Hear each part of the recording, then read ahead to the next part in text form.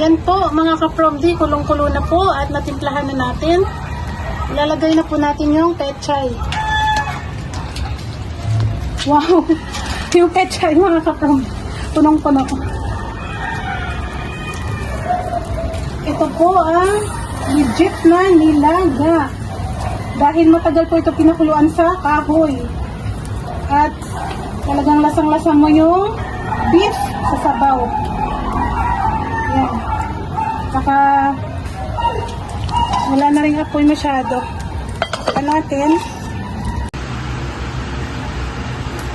Ito po yung ulam natin mga ka-promdi. Kain tayo mga ka-promdi.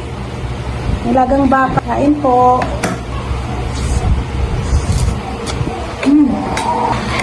Sa paggisa.